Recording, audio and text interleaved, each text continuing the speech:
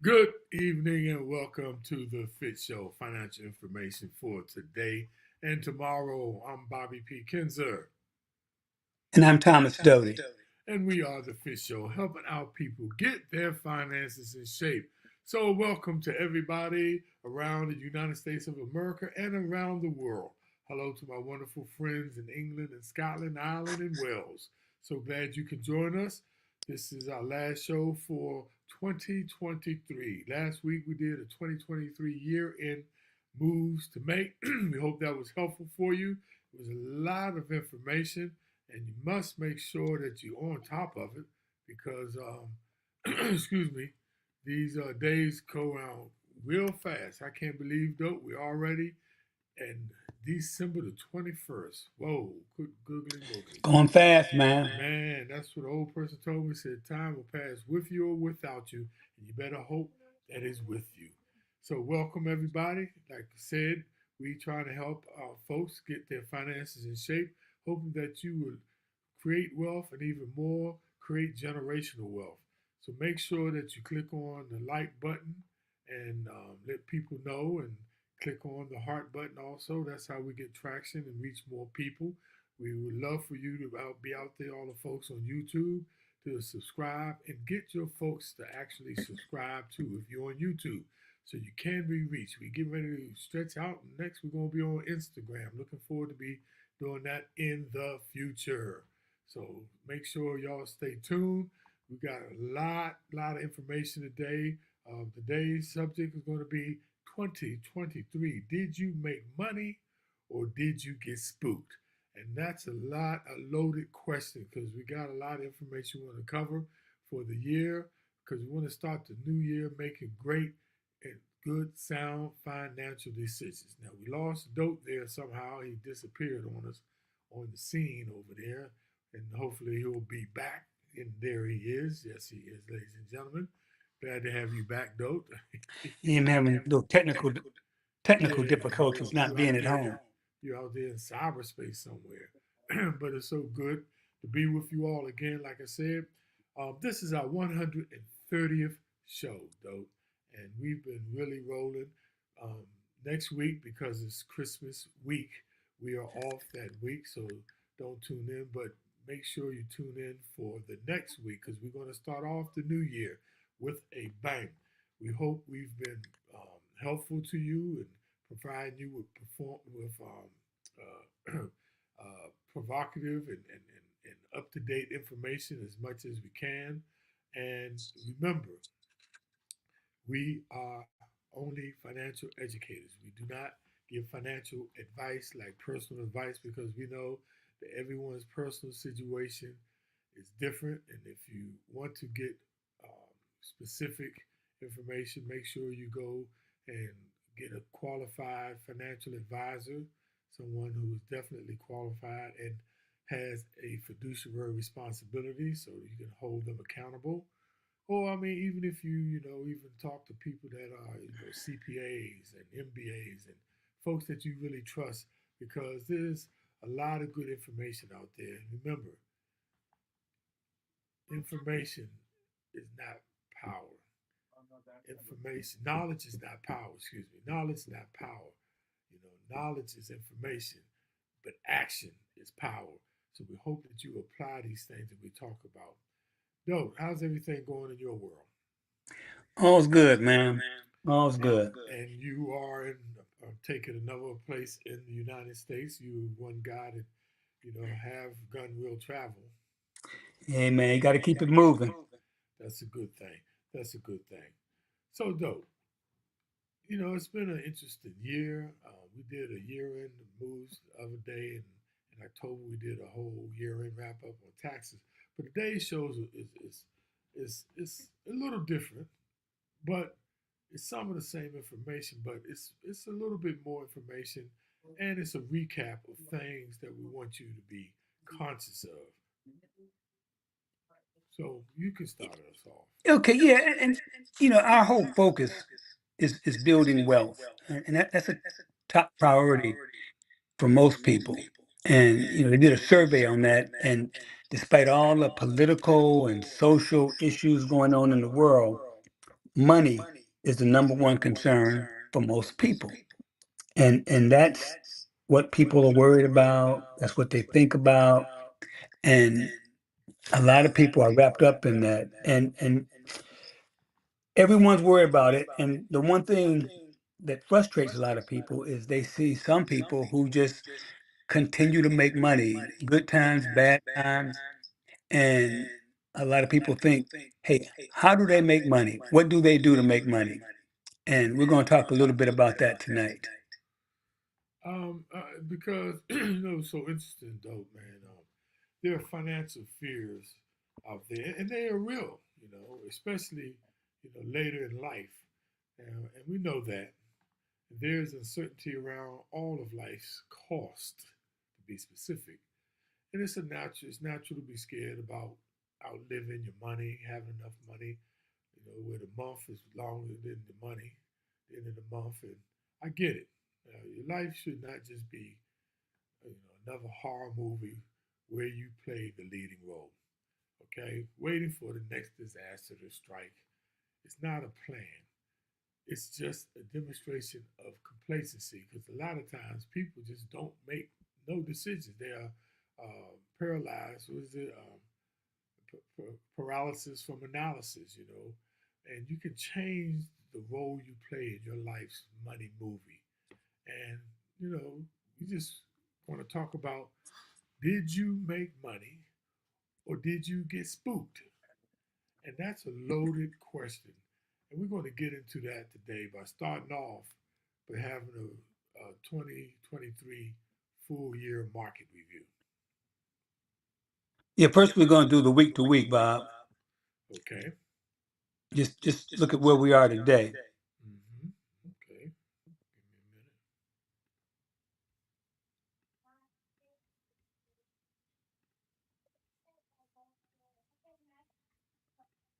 And the Dow had something like 9 winning records in a, I'm sorry, winning or increases in the market 9 days in a row. They had a big step back yesterday, and then it ended up good again today. And you can see for the week, the Dow's up 0.4%, 156 points. NASDAQ's up 1.4%, 202 points. And the stocks that I worry about, Microsoft's up 8, Tesla's up 4, and Apple's down 3. And Apple's having a little bit of trouble.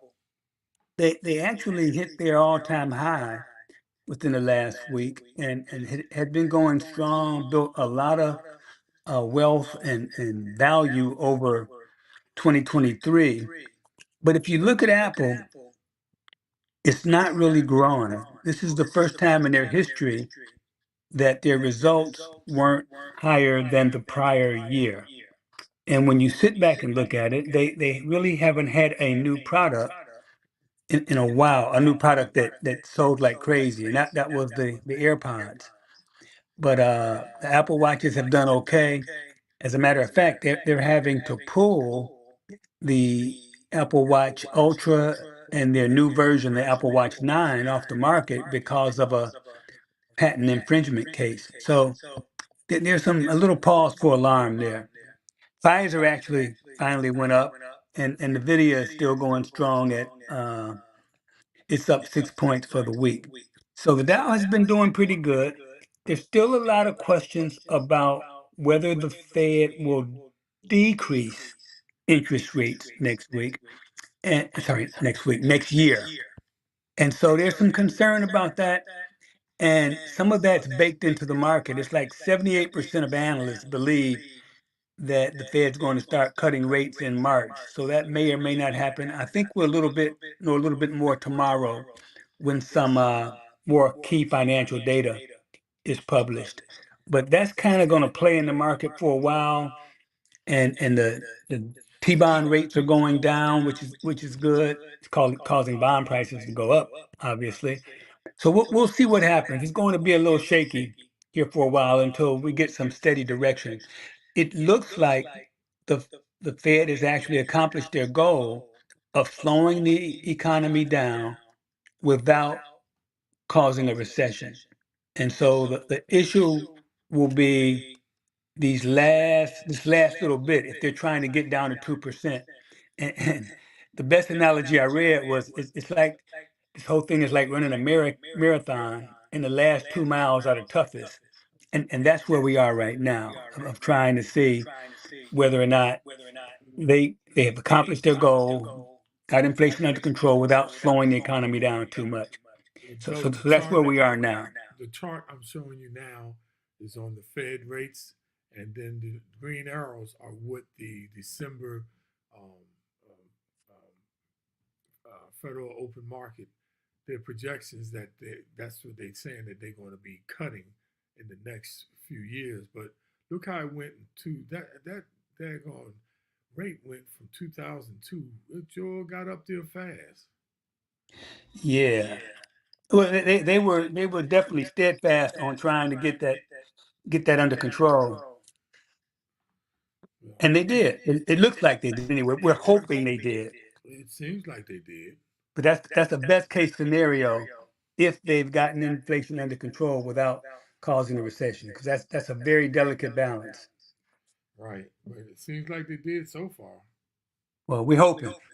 Yeah. Well, we seeing it in the market. I mean, seems like the economy is it's kind of slowed up a little bit, but still some good things going on though. So your next chart. Now, let's talk a little bit about the full year to date, let's call it. And so, if we look at the Dow is up 4,257 points, almost 13% over where it ended last year. Now, full disclosure, the market was down in 2021. It was down a pretty good amount in 2021. And so, if you know, total full disclosure, the Dow was at 36,398 at the end of 2021.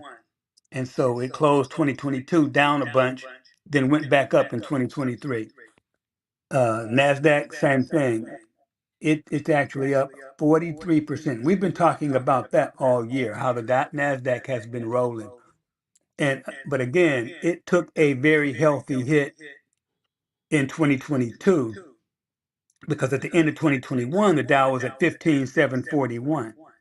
And so it still has not reached back to where it was before things went crazy in 2023. Okay. Oh, I'm sorry, 2022. 22. Yeah, 2022.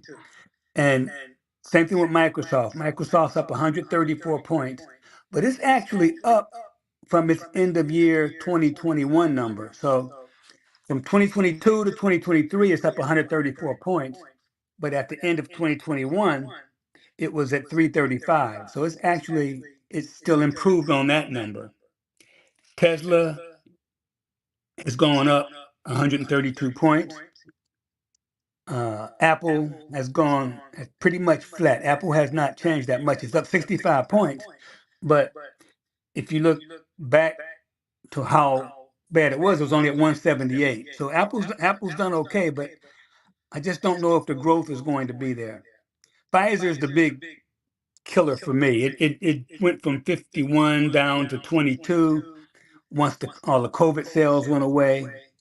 And NVIDIA, it went up like crazy. It went up 344 points or 235%.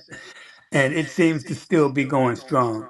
And so the reason we show this is to explain or to help you understand that even though 2021 was a crazy year, and then 2022 things went really crazy and the market really went down, it came back in 2023. And when you look at things, we always talk about looking at the long run, taking the long play, taking the long view. And the whole goal here is to get you understanding that it's a viable option to invest in equities. I mean, the possibilities and a good way to build wealth. You just have to obviously pick good stocks. But even if you just go into a S&P index fund, I think Bob's going to show how the S&P has done over time. And over the long haul, it goes up. And that's what we're trying to get people to understand. And if you look in 2022, a lot of people were panicking and getting out of the stock market and saying, I'm getting out of this. This is too crazy. But then you look at what it did in 2023, and if you got out, you missed that huge increase. I mean, that's just crazy. That's just money being made. And rich folks getting richer and smart people getting richer and people who are uh, let's call it cool, calm, and collected and not worry about the market turns day to day and who are looking at the long term are going to do okay over time. And we always throw in that disclaimer that just what happens in the future doesn't really affect what happens. I'm sorry, what happened in the past doesn't affect what's happening in the future, but history sometimes is a good indicator of what's going to happen in the future. And so that's why we're showing you this, just to see how well the market performed in 2023. It was a very good year after a very bad year in 2022. And you mentioned 2022 and 2021, but it was even worse in 2020 when the pandemic hit. And that March of 2020 was a major hit and crash in the market. But after that, it was like a couple of months was the biggest market return in the history. So if people were just in that little period between March of 2020, if they would have panicked and got out, within a month or two, the market turned around. And I just want to bring everyone's attention to that percentage change column because that's letting you know how much a return if you just got in at the beginning of the year. You know what I'm saying? Like Doe said, there was some losses there early on in 2022, but if you just got in, these are the returns you would have got on your money. You know, 12%, 12.8%. I mean, 43. I mean, Nvidia, 235%. And gold, though, for the year to date is up 14%. Because, I always talk about commodities too. Now, silver only is up about 3.5%, but gold is up 14%. And those are great returns, you all. Returns on, moderate risk. These are not high risk items in here. These are blue chip stocks when you start looking at the Dow, the Nasdaq, Microsoft, Apple, So that's why we want to show you this because over time it's truly, truly amazing. Um, what the stock market does, and this, me and Dodo always talk about is not because we are some gurus but we just use data and like we say, past performance is no indicator of future returns, no guarantee, excuse me, of future returns, but it is a benchmark. It is a benchmark that we can use. So I want to talk about, how did you do? How did you fare? Now, the bottom 80% of the United States households receive more than 93% of their adjusted gross income from wages and retirement income. And that's according to the Brookings Institute, which analysis of the latest IRS data. Now, by comparison, and check this out. Now, that's why I said 80% of the bottom had most of their income in wages and retirement. Now, in comparison to the top 0.1, not 1%, 0.1%, that's 0.001 of households get less than 25 of their earnings from wages and retirement income. Those top earners receive most of their income from investments such as interest, dividends, capital gains, and businesses, which often provide better tax treatment, so the experts say. So I just want to bring to your attention um, a little chart that we pulled up once again, a helpful chart that I'd like to share with you all, just to show you what the market, you know. Hey, Bob, real quick, I'm going to go out and come back in, see if it kills this echo. Okay, but you're not echoing it to us. Okay, it's killing me. Okay. Um, oh, you know what? I jumped in. Well, we're going to keep going. I'm going to come back to the cryptocurrency. So, this chart here, um, then and now, the market flex strength in 2023, a reversal of 2022's pain. So, the light green or the light bar, if you colorblind, is to the left is 2022, the light color, and it's light green. And the dark green bar, the dark bar is 2023. So look at US equities. Okay, equities are like the ones we talk about, like Tesla and Nvidia and Microsoft. In 2023, they were down 18%. Year to date for 2023, they're up 24.5%. What a return. And world equities, meaning international stocks, they were down 17% in 2022. They're up 21.6%. So they came back and gave you more. Then the 60-40 portfolio, that's 60% in stocks and 40% in low interest, low risk investments like money markets and CDs. They were down, the 60-40 portfolio was down 17%. But look, in 2023, it returned 15%. Once again, great return. Look at the US cash. Savings accounts, you might have got maybe 1.5%. You can get now 4.9% in 2023.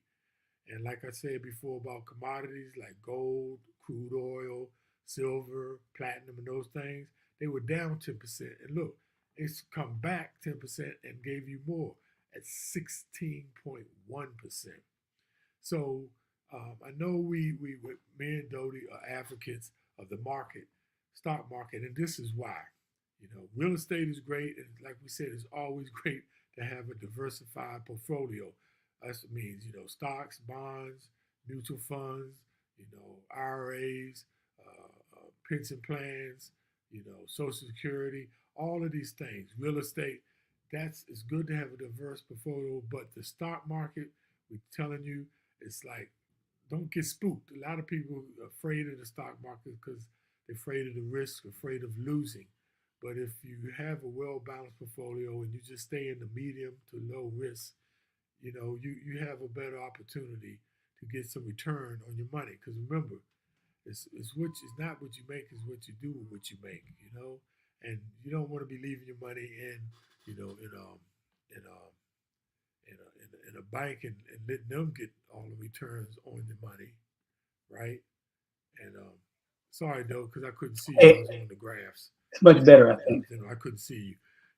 And you don't want to just leave your money on the sideline and leaving it in the bank and getting less than 1%, and the banks are using your money getting 10 to 15%. So that's why it's important to make sure that you consider being in the market. Okay, let's get into some of the reasons why wealthy people stay wealthy and continue to get wealthier. And the key thing is if you look at most Americans, most people pay regular income taxes on wages from their paycheck, and the top rate can be up to 37%, for long term for your pay. And if you look at capital gain rate, which is the tax you pay for owning and selling assets for more than 1 year, the rates are much more favorable. The top rate, if you make over 500,000 bucks, it's only 20%. So if you make less than 500,000 bucks, the rate is 15% or 10%, which definitely is different than paying the 37% or the amount of money you're paying on your regular income. And so the tax code incentivizes you to invest in yourself. And that's either through investing in equities or appreciating assets where you can recognize capital gains, or whether it's having a business whether it's having a house and being able to deduct certain things either through business expenses or owning a house. If you're just drawing a paycheck, you're paying the highest rate out there versus looking to build wealth through buying assets that appreciate, including property. Bob mentioned gold, stocks, uh, rental income, or starting a business. It's like if you're playing uh, a football game, it's like the wealthy people are playing tackle, and if you're not investing in those things, you're playing touch football, and you're going to lose. You can't win in that situation. The wealthy people are going to continue to pay the lower tax rates and continue to write off a lot of things that they have to spend money on anyway. So you have to take into account how the tax rate incentivizes you, the tax code incentivizes you to invest in yourself. So, Doug, talk a little bit about the capital gains rates tables. Yeah, that's and it's pretty interesting. If you look, if you're single and you have a capital gain and you make less than 44,000 bucks, you don't pay taxes on it. And if you make up to $492,000 if you're single, you only pay a 15% tax rate on any capital gains that you have. It has to be long term, over a year. And so that's just saying if you can make money on stocks or any other capital asset, you get a break on your taxes. And now, if you get over 492, you still have to pay 20%. But if you make over 492, your tax rate is up around 37%. So you're picking up 17% by investing in a capital asset versus having a job and getting a paycheck. And if you're married, filing joint, the numbers jump even higher. You get to make up to 89,000 bucks before you have to pay tax on a capital gain, a long-term capital gain, and it's only 15% up to $553,000. And you have to get over 553,000 to get into the 20% tax bracket. So again, this is where the tax code incentivizes you to invest in assets that are capital in nature, that you can recognize a long-term gain on, and you can minimize your taxes. And this is the difference between you having, taxes and your personal income being taxed at 22, 24, and high as Yeah, up to high as 37. 37, as high as 37%, and as low as 15 or maybe 20%. And Bob, it may change if we go back to the tax rules, which we're on pace to do, unless something changes. We're going to go back to the tax rules before um, Trump got in office, and so the tax rates are going to be even higher. Hey, Dope, can you hear my voice pretty well? Yes. Because I'm getting comments in the box from people saying that Bob's volume is extremely low, and I have it turned up. So let me know, you all, if my volume is still low. Speak louder. Yeah, that's what I plan to do, but it actually is something different because they talking about it's very low because I'm speaking pretty much ever since they said that. So bear with us, y'all. Technologies, we have no control. We're in a virtual studio. Hopefully, it'll get itself straight. So with that, I want to talk to you for a minute about choosing to make no decision is a decision. A lot of people are afraid to go out there and invest because they don't want to lose any money. But sometimes you're not making a decision, not jumping into the game to try to better your income. You end up losing money by paying taxes and not growing your money. So choosing to make no decision sometimes could be like is a decision. Notice said that before. Now things will happen to you that'll take your breath away. It could be an accident, health issues, or that gray divorce that smacks you in the face and leaves your pocketbook empty. Don't get me wrong. Nearly 1 out of 2 adults' biggest financial fear is not having enough money saved for retirement. Now, some people don't make a decision because they think it's too risky. Some people do it because they think it's too complicated. They don't understand. Some people just plain old just procrastinate. And some people are waiting for the right moment, the right time when the market's up. And as you know, us as used to be stockbrokers, they say, you supposed to, when the market is high, you get out. When the market is low, you get in. But people do the adverse to that. When the market is high, they try to jump in, and when it's low, they jump out. So some people are waiting for that right moment, and some people are just waiting for that big one, like the lottery number, like hitting the number. Now, you can't sit on the sidelines and build wealth. We said it before, saving is very important, but saving does not lead to building wealth. You can't leave your money in an account making less than 1%. And you sure can't be growing your money if you got it in your mattress. Okay. And it, it's funny to say that, Bob, because investing, it's a game that you get into, and very small habit changes can create tremendous wealth over the long term. I mean, the equity market is the greatest wealth creating engine this country has known. That's how a whole lot of people became rich, especially in the last several decades. It's funny, Steve Ballmer, the guy who used to own Microsoft, his dividends on the stock he owns are $1 billion a year. Just, just his This is dividends, dividends. just his dividends, which is just that's money I can't even relate to. And so, regardless of how much you make, you can leverage the power of investing by starting early, consistently, and constantly investing, making sure you're getting all your company match, uh, and sticking with it as you get raises, increasing it, and it's going to take time. This isn't no lottery ticket. You're not going to get rich tomorrow. But over the long haul, it's one of the ways to build wealth. And again, very small changes in your spending habit is making sure you save. We'd always push pay yourself first. Make sure you're getting all your company match and doing that to and starting early. The earlier you start, the longer you invest, you get to take advantage of the rule of 72s, and that's where your money doubles.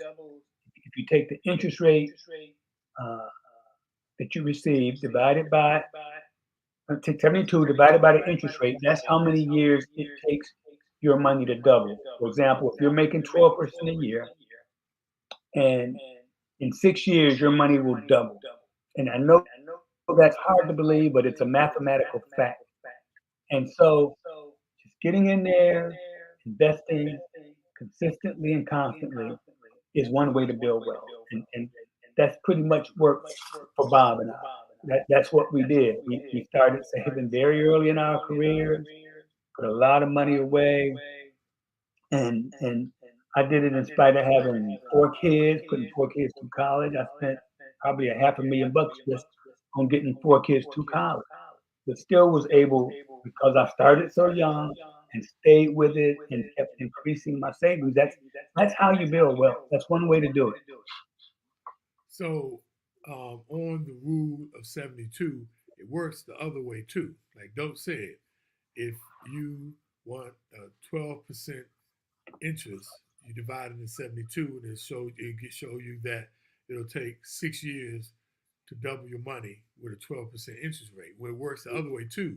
If you want something to double and you need it in 6 years, you put 6 and divide it by 7, it'll give you 12, and that will tell you the percentage rate you need to invest in to make your money double. So it works both ways. Percentage gives you the percentage you may need, or it gives you the years you may need. So it works both ways. That's a wonderful tool to use. And I want to remind people of this though. I don't care how old you are, especially some of you older people. Look, inflation is eating through people's savings, and if your money is not growing, you could end up with not enough money at the end of the retirement. So it's never a time where you should not have your money working for you, even if it's, just in a high yield savings account getting 5%, because this inflation, that's the thing about inflation, it eats at your savings. And you could go through it. You might think, people used to think $1 million was a lot. $1 million not even considered a lot no more these days. So don't think that when we're talking about building wealth, continually building wealth or getting the most out of your money, that doesn't apply to you. It applies to you too. Why? We're living longer. Women are living to the baseline is 88. Men are 85, they say. They changed the actuary tables though in 2014. It used to be lower I than hope that. they're People right. don't realize. Huh? I hope they're right. You know I do. I just got an extended warranty. But look, no, it's just that simple. They're saying if you live to 50 nowadays with technologies and medicine, there's a good chance you're going to live to be 100. So you can't just get complacent, you all, and don't have your money working for you. Especially, like I said, if you leaving it at a bank and a savings account getting less than one, and the bank is they're using your money. They're making the 10, 15% that you could be making. So I just wanted to take that pause for that moment to talk about that. So now we're going to move in to we're going to summarize everything we've been talking about for the past year, 2 years, 3 years. It's called the 4-point action plan. We can sum up everything we've been talking about in 4 basic action plan points. The first one is budgeting. And we know budgeting, another word for budgeting, and I don't even like using budget anymore because it just triggers people the wrong way. I like to say spending plan. Now, consumers can economize by looking at their weekly budgets and trimming expenses where possible. You constantly, I know you do, but you constantly need to do that. And that might include buying store branded rather than brand name items at the grocery store or the clothing retailers, or shifting to different types of entertainment like streaming movies at home instead of going out to the movie theater. Now, the pandemic era inflation ate into households' budget at the fastest pace in 40 years. While it has fallen significantly from its peak in the summer of 2022, inflation likely won't fully retreat to its target level around 2% until sometime next year. So more than 1 out of 5 Americans, that's 22%, regret overspending on entertainment in 2023. 11% regret overspending on travel, and 11% also regret overspending on big events, such as, and this is the big ones, weddings or party. And that's just according to a survey.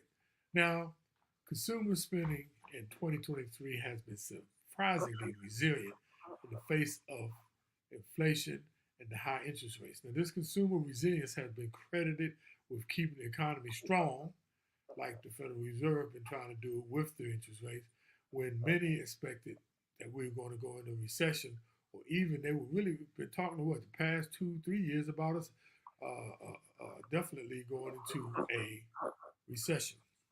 That there's always evidence that this spending is in the face of adversity has been achieved by busting household budgets. That's why we run into problems. So make sure you have a good spending plan that you constantly look at weekly, at least at a minimum. And Bob, I like the fact that you like to use the word spending plan, because sometimes the spending plan includes buying things at the right time. For example, I'm a Costco guy, and so when they have Charmin on sale, I buy a whole lot of Charmin. It don't go bad. I get it at the low price, and I buy it and keep it. There's certain things I buy certain times of the year. I mean, if you know there's things you got to buy, I mean, a lot of times the Good Friday sales are real good. The after Christmas sales are real good. If you know your Christmas tree's old and you know you're gonna need one, buy it after Christmas. I mean, so when you look at it, not so much as budgeting, but just planning your spending, you tend to make very, very smart decisions and minimize your outflow, which is what we're trying to get you to understand. That's what you should be trying to do, is minimize the amount of money you spend. So the next item we want to talk about, our second item. Uh, Hold on, I'm having trouble with my computer again. Let's see here. Hold on. Okay, here we go. So that would be, Paying down debt. and that's one we beat this one to death. And Bob made the point: if you're paying 23% interest, that means that debt is doubling like every 3 years. And Federal Reserve aggressively raised interest rates this year, which we've talked about, and which increased borrowing costs across the board, from mortgages to credit card debt to car loans. Everything went up. And if you're paying that debt, it can really beat you down. And so you got to find a way to get that debt service under control. And we talked about a couple of ways to do it: the snowball effect, the avalanche effect, and either one can be effective. It's just a matter that you have a plan for reducing your debt. And sad to say it, but a lot of times it's just because you use that credit card on things that you don't really need. And so that's the first step, and that goes back to step number one, which is a spending plan, and really deciding how much you should spend and making a conscious decision not to spend on anything that you don't really need. And you really should be using credit cards to your advantage as opposed to letting them control you. And as you all know, I'm a reward guy. I don't buy anything without somebody giving me something. That's kind of how I look at it. Somebody has to give me something when I buy something. And so I try to plan my spending, get something back, and try to pay zero interest. I can't, other than a mortgage, I can't tell you the last time I paid some interest. And you got to get that under control. You got to get a plan to do it, and don't put it off. Get started on that, and that's going to help you come up with more money to invest when you're not paying that debt service or those crazy interest charges. So that's one of the things you ought to get done. And I say this all the time, though. People come up and ask me because, I used to be a stockbroker, investment advisor. Bob, what's a good investment? I said, do you have any credit card debt? Yeah. I said, what is the interest? Oh, about 20, 24, 25%. I said, well, that's the biggest investment you can make. Because if you pay off that credit card debt, you just paid yourself 25%. Yep. And they don't realize that. That's 25% that's not coming out your pocket. So you're paying yourself. So, tell them young people that's how it works. Now, number 3 point for our 4 point action plan, because like I said before, knowledge is power, but definitely action is even more power. Now, diversify your income. Now, you don't want all your income coming from your paycheck. Like I said at the top of the show, 80% of the people got their money, get 98 something percent of their money from their paycheck or their retirement, which a lot of people haven't reached retirement age, so they can't even touch it. Then also, when we talk about diversify your income, get a side hustle. You'd be surprised of walking somebody's dog, dog sitting, babysitting. There's so many things there.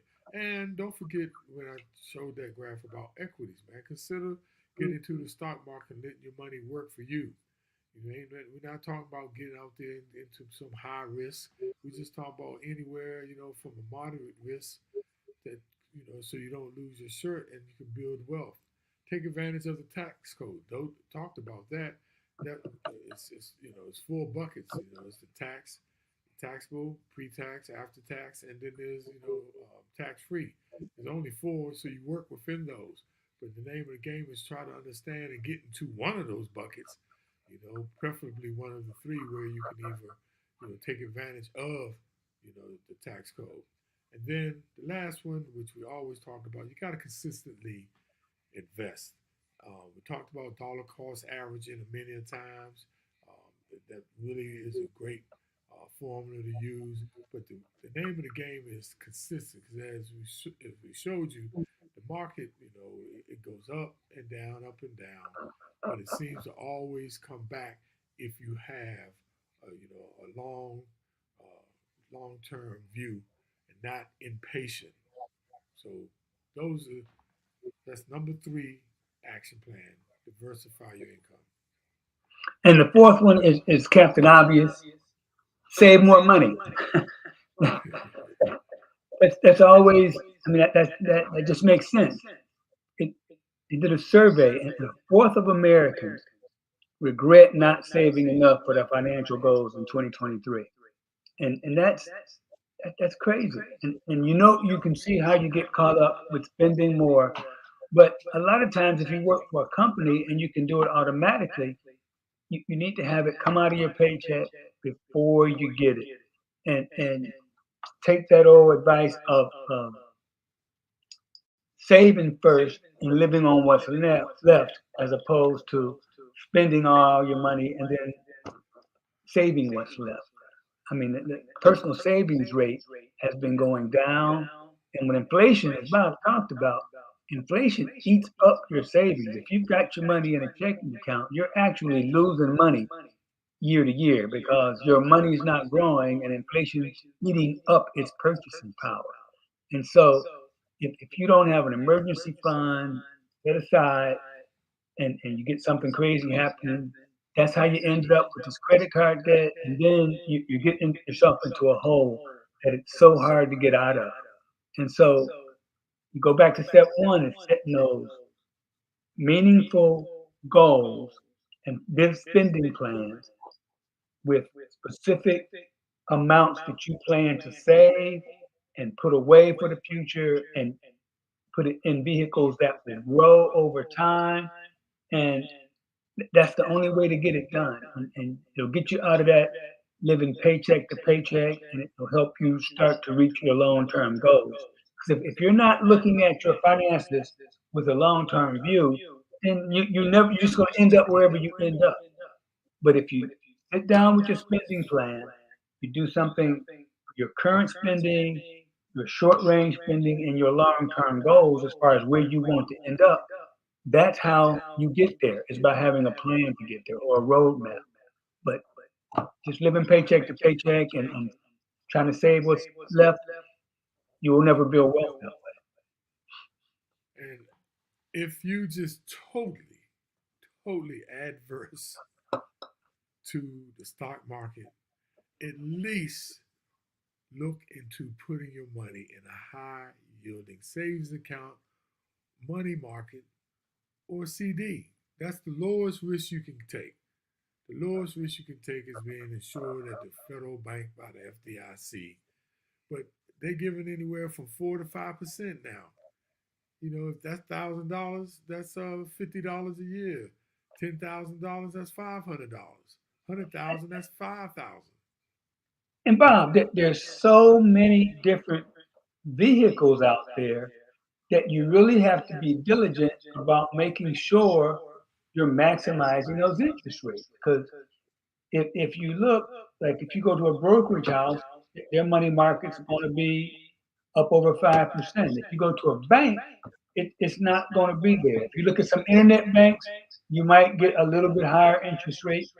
Uh, and right now, with interest rates being high, if you're really diligent about it, you'll be looking at trying to lock something in longer term, as the expectation is that rates will come down next year.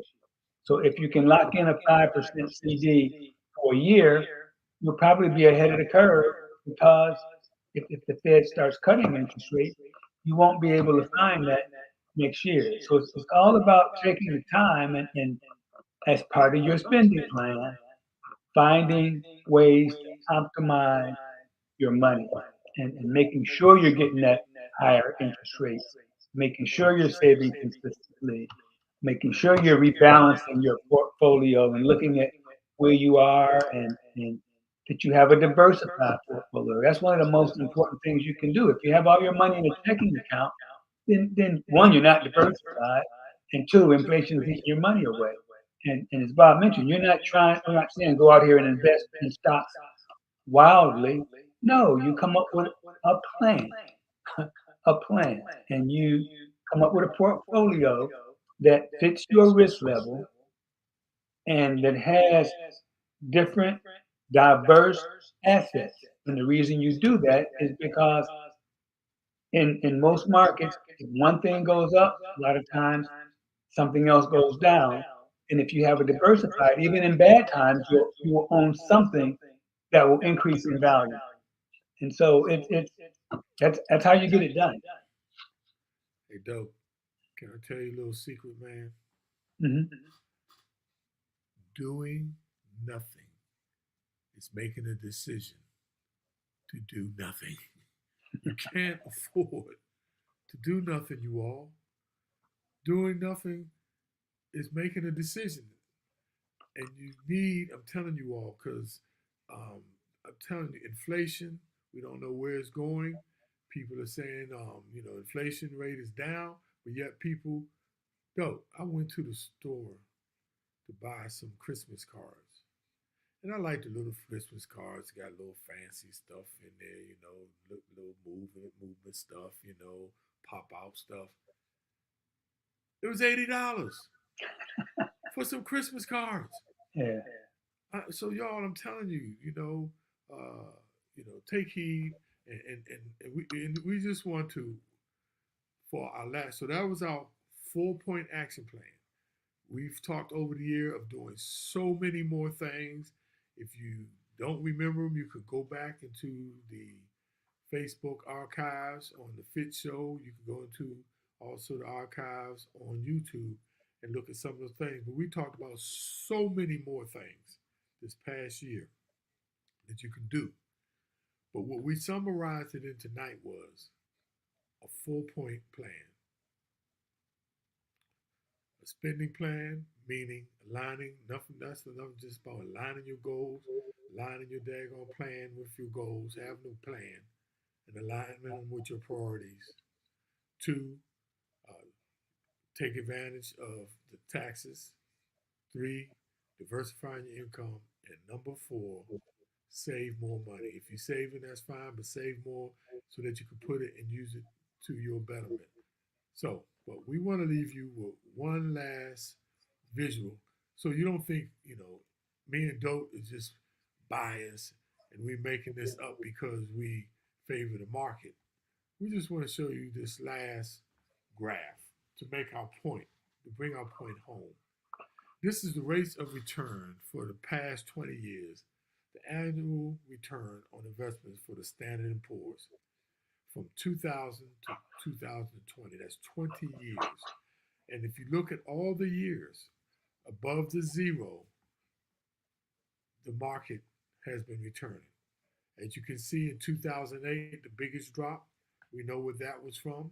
And you go back into 2002, 2004, you had the, um, um, the towers in New York, and you also had the dot-com bubble. But look how the market through a whole has returned. The average return since the Standard and Poor's was established in 1957 is 10%. We just wanted to bring it home and show you the reason why we should, because we want you, remember our basic theme in the FITT Show, financial information for the day and tomorrow, is definitely protecting your wealth. But one of our biggest thing is growing your wealth. We want to make sure we take care of the issue that is totally, you hear it a lot. You hear about social justice, which is important. But the other factor that goes with social justice is social economic equity. We want to close the equity gap so that people can live a better life and don't be so stressed out. So, with that, want to say Merry Christmas and Happy Holidays to everybody. We're not on next week, but we will be back the week after that. We thank you. So many of y'all have been hanging in there with us for the whole year and some longer than that. Thank you, Carl Chapman. You've been a good brother. Rodney Madison, the note experience. Matter of fact, Rodney also said, don't forget what investment alternatives with mortgage notes. And you 100% right, Rodney. Rodney L. Madison Sr. My sister Linda, Sai, thank you so much, girl. You make me so proud. And Gloria, thank you for tuning in. My other sister, and hey, James Alexander been giving me some good videos out there on Messenger. Thank you so much, James. It's been great, man. And the wonderful Joanne Skinner. You just the best. So Merry Christmas and Happy Holidays, everyone. Happy New Year, and may it be the best New Year for you. All right, Dope. We take it easy. The only thing I want to remind people is to watch out for the scamsters.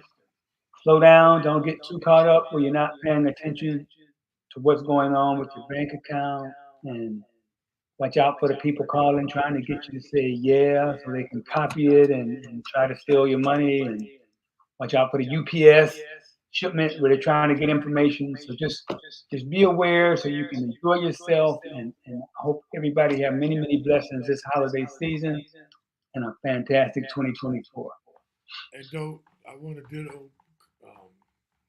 jump on the tag of the scammers. The key, you all, is don't go so fast and look at the emails and click on the from button. Because when you see, even though it could look like a logo from your company, from your power, electric, from your Sirius radio to your phone, click on the from and you will see it will be a bunch of characters or some funny name, and it'll be a dot weird because it's either .com or .edu or .org. All that other stuff is fake. That's the one way, because a lot of people are getting burnt, you all. A lot of people. And watch out for the roast motels. Remember what the roast motel is, Dope? Those subscriptions where you can easily get in, but you can't get out. They're called roast motels. Be careful when you put your landline on the name on the dotted line. Thank you, Rodney. He said, happy holiday, guys. You all have a great Christmas and a 2004. We love y'all, and we see y'all in the new year. Have a good time, and don't forget the FITT Show. Financial information for the day and tomorrow, every Thursday at 8 p.m. Have a good one, you all.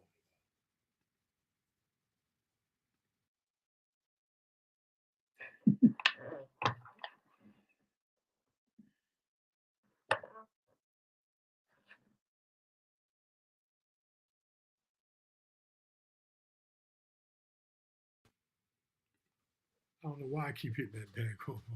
I know. I figured that's what happened. I told you we were going to have enough.